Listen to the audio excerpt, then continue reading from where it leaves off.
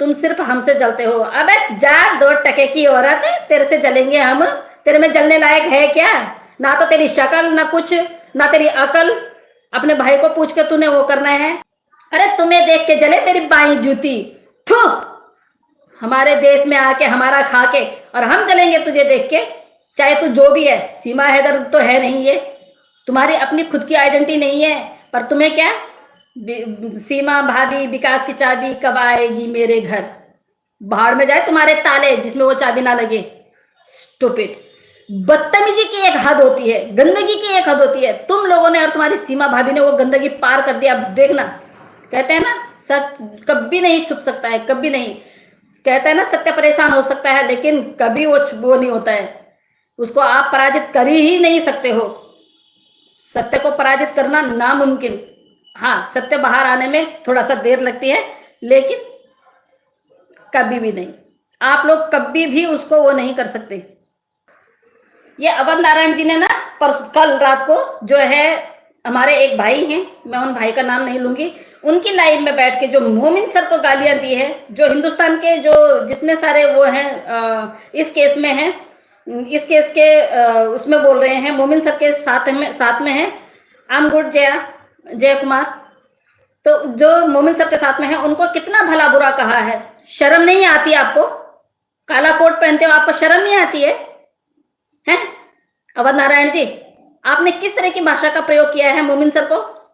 आपने किस तरह की भाषा का प्रयोग? क्रिटिसाइज एपी सिंह जी को हम भी करते हैं, लेकिन आज तक हमने एपी सिंह जी को तू नहीं बोला है, एपी सिंह जी बोला है, और एपी सिंह जी बोलने के बाद ही क्रिटिसाइज किया है। आप अपनी आपकी सोच को सलाम है भाई, आपकी सोच को सर सलाम है। आपको काम भी नहीं करना है और आप किस तरह से बोल रहे हैं? आपको शर्म नहीं आती झूठ बोलते हुए कि परसों जो इनका फैमिली कोर्ट में जो डेट लगी हुई थी उसमें आप गए थे? अरे वाह, ये ऑनलाइन आके मोमिन सर ने बोला है कि हम वहां गए थे और आप लोग नहीं आए थे,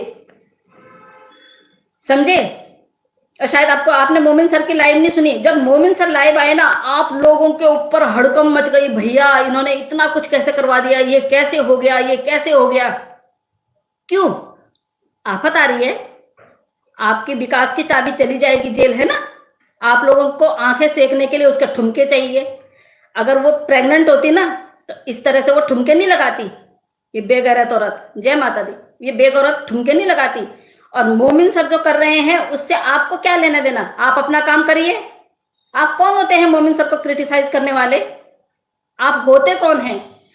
आप होते कौन हैं? आप बोल रहे हैं कि मोमिन सर ने ये भी झूठ बोला, वो भी झूठ बोला, तो सच आप बताएं ना। अगर आप में इतनी हिम्मत है, आप अगर सच्चाई का सामना कर सकते हैं, आप सच बताइए ना।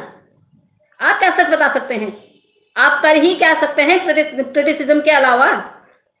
है मोमिन सर ने बोला है कि चार्जशीट कभी भी आ सकती है, और शायद सच्चाई ना किसी किसी को ना हजम नहीं हो रही है। मैं आपको क्या बताऊं, चारों तरफ मोमिन मलिक ने ये बोला, मोमिन मलिक ने वो बोला, मोमिन मलिक ने आज अचानक ऐसे कैसे बोल दिया। कुछ लोगों को गलतफहमी है कि मोमिन मलिक साहब ने ये बोल दिया है।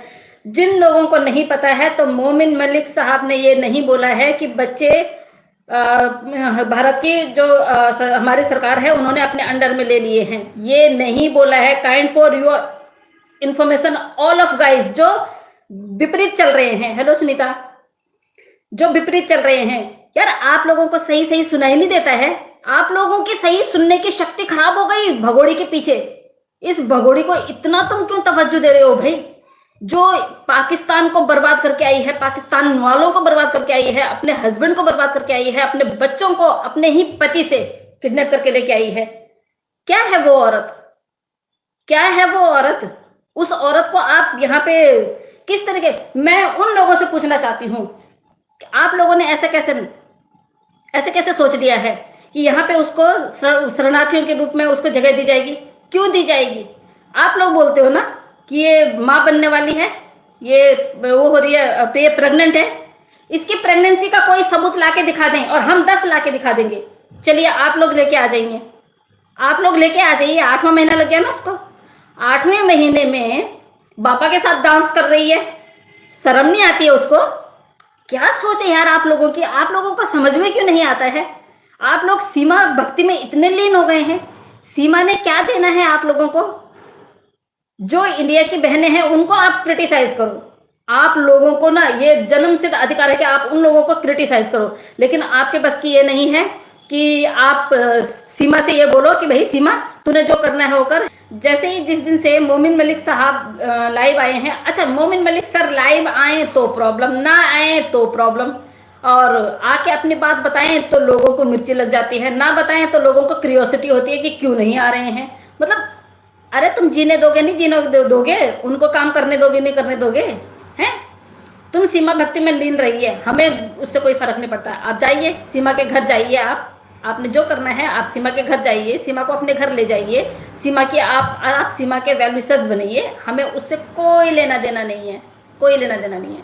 क्योंकि हम पहले भी बोल चुके हैं और अभी भी बोल रहे हैं, जो भी फैसला हमारी अदालतें हमारी सरकार लेंगी, हमें सर माथे पे, भगोड़ी यहाँ पे रहती है, I don't care it about, हमें क्या फर्क पड़ सकता है जब हमारी सरकार ही उसको यहाँ पे रख लेगी।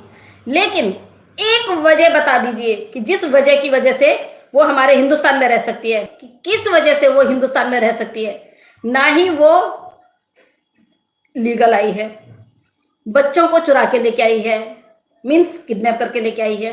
हैदर भाई से अभी उसका कोई तलाक नहीं हुआ है, इनलीगल रिलेशनशिप में रह रही है, जो कि शादी भी नहीं हुई है। आप लोगों की इंफॉर्मेशन के लिए बता दूं, जो लोग कल से डंका पीटे जा रहे हैं ना कि उसको यहाँ पे रहने दिया जाएगा, रहने दिया जाएगा, किसी भी सूरत में वो हिंदुस्तान में नहीं रहेगी, ये आप सोच लीजिए, ठीक है?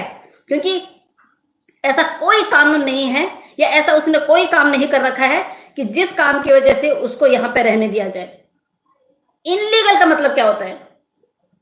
अरे आप अपने आप को बड़े पढ़े लिखे बताते हो ना, और हिंदुस्तान की महिलाओं को बोलते हो आपके, अरे अनपढ़ महिलाएं बोलती हैं। हम अनपढ़ ही सही, चलिए एक मिनट के लिए आपकी बात को बड़ी कर दिया है, so call so and so dot dot, मैं अभी नाम नहीं लूंगी। सर क्या बोले, किसको समझाएं?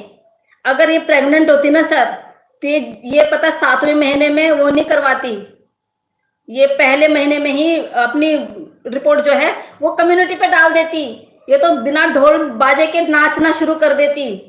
आप देखिए, मतलब लोगों को कैसे समझाएं। अच्छा, एक लाइव में मोमिन सर के लिए बोला जा रहा है, वैसे मैं सुनाना नहीं चाहती थी और मेरे को नहीं लगता है कि सुनाना भी चाहिए, अभी सिर्फ वार्न कर देती हूँ। अगर क्योंकि हम जो है जहां पहुंचाना था हम वहां पहुंचा चुके हैं, तो मेरे को नहीं लगता कि मेरे को यहाँ सुनाना चाहिए। मैं उनको बोलती हूँ, मैं नाम भी नहीं लूंगी। आप आई एम न्यू, बिल्कुल बिल्कुल बिल्कुल राजेंद्र सर, वैसे आप इस चैनल पे नए हैं पर आप से हमारी जान पहचान काफी दिन पहले की है।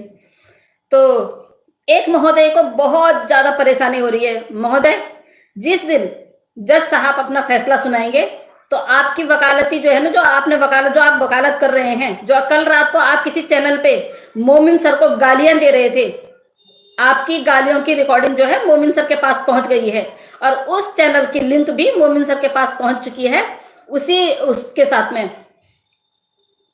मोहम्मद हासिम भाई, स्वागत है आपका। उसी वीडियो के साथ में जहां पे आपने गाली दी है। तो मैं आपकी इंफॉर्मेशन के लिए बता दूं सर, मैंने भी तो आपको चैलेंज किया था, एक हफ्ते का मैंने आपको चैलेंज दिया था कि आप में अगर हिम्मत है तो मेरी कोई भी ऐसी कटिंग ला के दिखा दो, या तो फिर आप ही रहोगे या फिर मैं ही रहूंगी, या तो मैं अपना वर्क छोड़ूंगी या फिर आप अपना वर्क छोड़ेंगे। आज तक नहीं आया, 6 महीने हो गए, नहीं है ना आप में हिम्मत, क्योंकि आप वो सब नहीं कर सकते हो जो हम कर सकते हैं।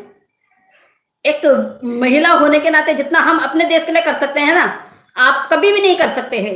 दूसरी नंबर, आपने बोला कि मोमिन मलिक बहुत झूठ बोलता है। आप ये बताइए, आज तक मोमिन मलिक साहब ने क्या झूठ बोला है? हाँ, इतना जरूर हुआ है कि आगे पीछे हुआ है। और आप कैसे बोल सकते हैं? ये मैं अवध नारायण जी को बोल रही हूँ, ये अवध नारायण जी की बात मैं आप लोगों को बता रही हूँ। अवध नारायण जी जो सो कॉल उनके